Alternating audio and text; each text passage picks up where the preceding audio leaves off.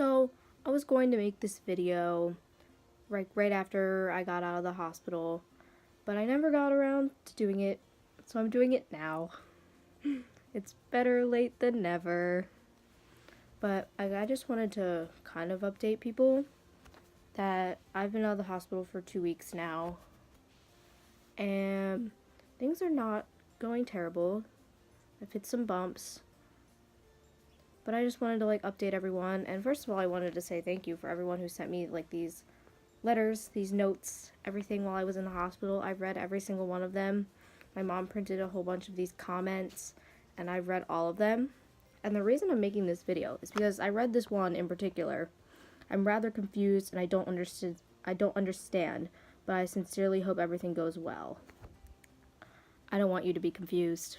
So I thought maybe I would make a little video just so people aren't confused, because I want people to know the truth. I don't want them to assume things about my hospitalization, and I don't want people to assume really anything. I want to be able to be brave enough to tell the truth. What happened basically with my story is I was diagnosed with an unspecified anxiety disorder around November of last year, so it's been just over a year since that diagnosis. And then I was diagnosed with major depressive disorder around, I think, April of last year. So I mean, it's been a little while now, and I mean, those are issues that I deal with every day. But the reason that I went to the hospital was because I have another diagnosis that I was diagnosed with in probably April of last year to maybe a little bit later, May of last year. It's called schizoaffective disorder. It's a scary disorder. But, okay, the easiest way to explain schizoaffective disorder is if you take schizophrenia and major depression and mix them together. I think that's the easiest way to explain it. So you have symptoms of schizophrenia like hallucinations, delusions, disorganized speech, and symptoms of depression like inability to concentrate, like feelings of sadness, like that kind of thing. And I kept having these psychotic episodes. Looking back, I probably should have been hospitalized way before I was, like when I was super depressed back in last spring when I was first diagnosed. I really should have been hospitalized then, but it was somehow I got out of it until now. It's just, it was kind of my fault that I didn't tell anyone. I didn't want to talk about oh, I have these hallucinations that I know are not supposed to be there, but they impact my life so much that it's basically hard to not hallucinate. You can't just make it go away on your own. It's one of those things that sticks with you, and it's not going to go away unless if you're medicated. I've been having hallucinations since I was about 7 years old, but they didn't start becoming mean, really, and severely impacting my life until I was in 11th grade, which is actually, now that I've done some research, that's actually kind of the most common age for young adults to start experiencing true symptoms.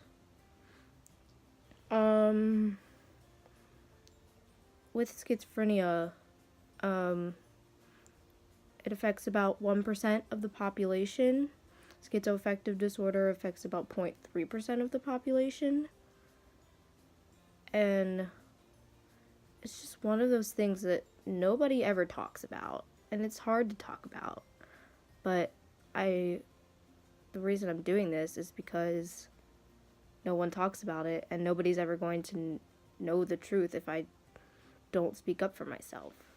My hallucinations used to be nice. They used to all be good things. Like, I had a lot of people and animals and like playful like things like rainbows. I had dancing rainbows. I had numbers and some things that I can't even describe, but they were all friends to me as a child. It wasn't until very recently that there were mean people that told me to do mean things to other people and bad things to myself, and that's not right. Nobody should have to live like that. Like, I shouldn't have to think about that all the time. Like, but I consciously always have to be aware of what is real and what is in my head. Like, because with mental health in general, it's the brain, the chemicals are off, and there's nothing that you can say that is just going to make it magically get better. Like, it takes a process that it took me a long time to accept that the process is going to take a while. But I've been medicated since the end of summer. It really should have been sooner. It's just, I can look back now and say that I'm proud of myself for dealing with it unmedicated, being able to fight it off enough to not make any stupid decisions. Like, not everyone can do that. I've done lots of research, and because that's what gives me comfort, research and trying to like talk to other people. But I've discovered like a lot of other people that have schizophrenia or schizoaffective or something of that same family. They often can't tell that their hallucinations aren't real. They often can't ask for help. They often just are violent during their psychotic episodes, and that's when I can say, like, I am fortunate enough that I know when I'm having a psychotic episode and I can ask for help, and I know that my hallucinations are not real. That is key in my recovery, because if I didn't know, then I wouldn't be asking for help. Even if I really need help, I wouldn't be getting the help that I need, and my treatment wouldn't be nearly as successful if I were to still think like, oh, these are all real. It's not real. And it doesn't have to be scary. It's just reality for me. It's finding the reality within a world that doesn't exist, basically. It's taken me a long time to realize this, but I can fight this, and I'm going to win this. There's no giving up. Giving up is not an option.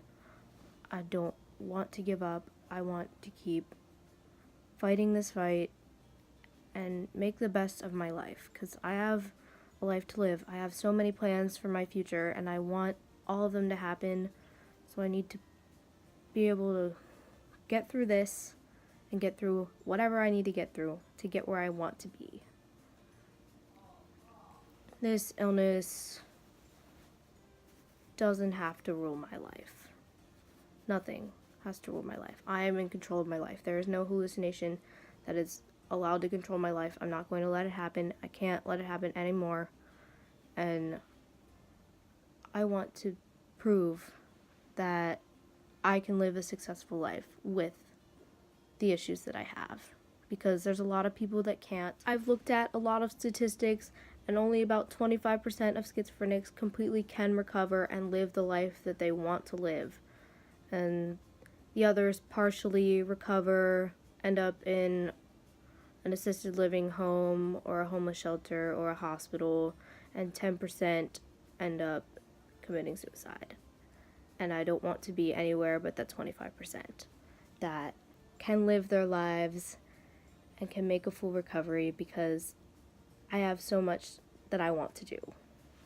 My courage and my strength and my determination has all been tested in the last 16 months that I've been really struggling. I really want to help end the stereotype, the stigma, the taboo that surrounds mental illness, and these issues need to be talked about. A lot of people think that this can't be talked about, and it needs to be.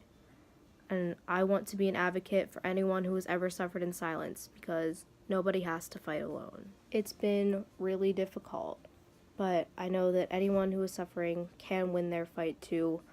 This is not an uncommon thing, actually. I've realized that it's actually way more common than what I even realized. I have now learned to live with the unimaginable.